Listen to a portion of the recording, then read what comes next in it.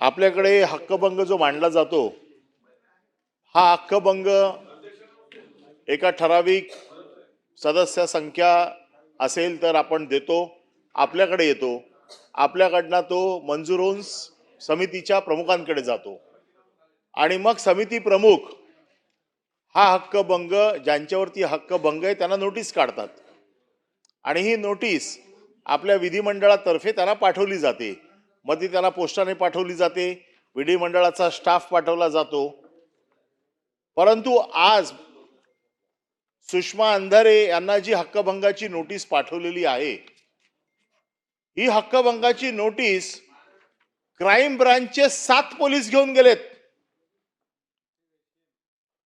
अरे काय चाललंय काय? सत्तेचा माज आणि काय चाललंय काय?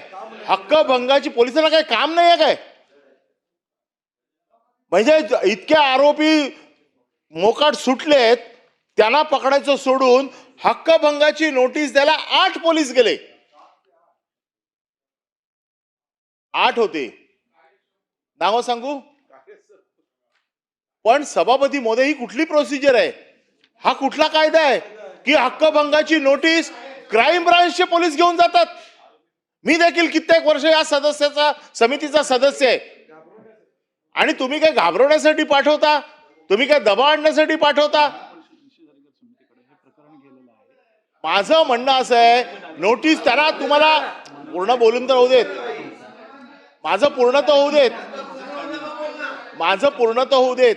सभापती महोदय, माझं म्हणणं आहे त्यांच्यावरती काय आरोप करायचे आहेत त्या आल्या, त्यांच्यावरती आरोप सिद्ध करा। या सदस्य या संदर्भामध्ये आपण विषय हा मांडलेला आहे।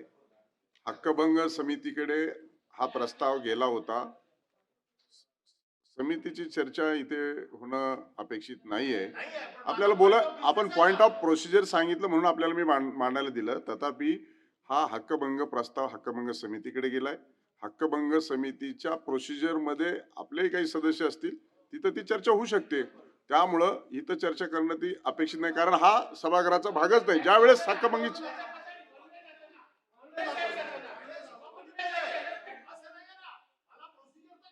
म्हणून मी सांगितलं ना प्रोसिजर।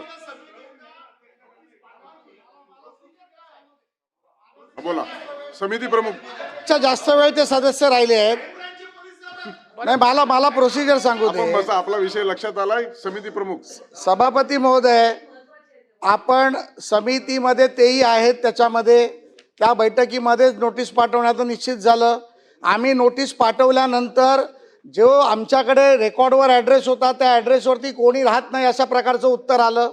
मग त्यामध्ये हक्कभंग समितीची एक प्रोव्हिजन आहे, जर डिस्ट्रिक्टला असेल तर तिकडच्या SP ला किंवा सिटीला असेल तर कमिशनरेटला आपण पाठवतो आणि त्या माध्यमातून ती नोटीस पोचली जाते। आता कुणाल कामराला पण नोटीस पाठवली, कुणाल कामराचा ॲड्रेस आमच्याकडे नाही, आम्ही ती नोटीस DGना आणि पोलीस कमिशनरला पाठवली। पण ज्या सुषमा अंधारेबद्दल अनिल परब साहेबांना थोडा पुळका आला आहे, त्या मॅडमनी स्वतः कैलासवासी शिवसेना प्रमुख बाळासाहेबांचा देखील अपमान केला होता। त्या मॅडमनी सन्माननीय माजी मुख्यमंत्री उद्धव ठाकरेंचा देखील अपमान केला होता। त्यामुळे सभागृहाच्या माध्यमातून मी एवढंच सांगतो, आम्ही जे केलं ते प्रोसिजरनी केलं आणि सन्माननीय अनिल परब साहेबांचा मान ठेवून सांगतो की तेही त्याचे सदस्य आहेत, मला मार्गदर्शन करत असतात। तर ही प्रोव्हिजन आम्ही होती त्या प्रोव्हिजनमध्ये केलं। तुम्ही एकमेकाचं अधिकचं मार्गदर्शन आता हक्कभंग समितीमध्ये घ्या। आता आपण पुढे जाऊया। Point of information, Dnyaneshwar Mhatre. घ्या परदेशात भरारी, तेही सर्वसामान्यांना परवडणारी। 1 रुपया भरा आणि थायलंडमध्ये फिरा।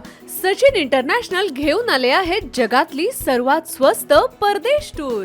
पूर्ण 5 दिवसांचं पॅकेज आता फक्त 32,999 रुपयांमध्ये। पॅकेजमध्ये विमान प्रवास, हॉटेल, ब्रेकफास्ट, ट्रान्सपोर्ट आणि प्रेक्षणीय स्थळे। सचिन इंटरनॅशनल 18 वर्षांपासून पर्यटन क्षेत्रातील एक विश्वसनीय नाव। सचिन इंटरनॅशनल सोबत मनसोक्त फिरा। संपर्क 7767989898।